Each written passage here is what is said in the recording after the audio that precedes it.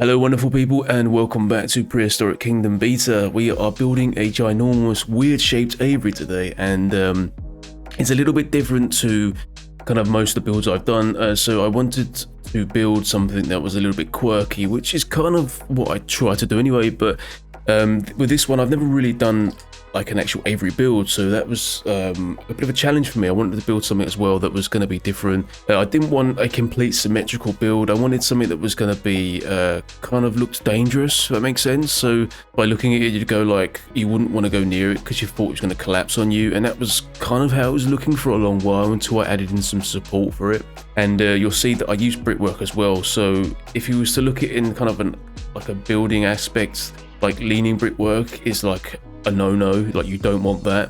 But I really like the style of the brick, so I used the brickwork and I used a lot of support foundations around the walls. And to use the imagination, I put some more foundation kind of like support on the walls on the outside as well, just to give it a little bit more realism, so you wouldn't think that it's going to collapse on you and crush you to death.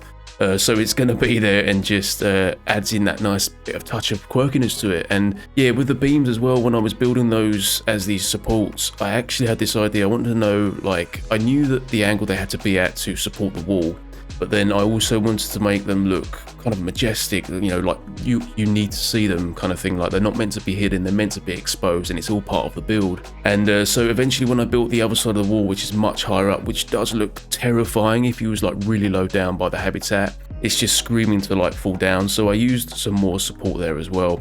And also to kind of add on to it, to not cover the whole wall, entire support beams going across it, I've imagined the brickwork has been built with a mesh where it's got a foundation within the bricks. So imagine the brick wall, you've got one layer of brick, then you've got a giant steel like a sheet in between the brick, and then brickwork on the other side as well. So in between the bricks there's huge support all the way down, so which I would imagine would probably help. I'm not too sure if it would, but would just say that it would. And that was, yeah, so that's kind of how you have to imagine that as well. With like when I was building this as well, because it was like I wanted to kind of like create something that wasn't going to be like a normal build that I've done previously. I wanted to go at different angles, kind of push myself a little bit in trying to create something that's not going to be on like a 45 or 90 degree angle, that I could build something that's going to be a little bit more challenging to move parts and get things lining up. And there are some times when I was moving it, you will see that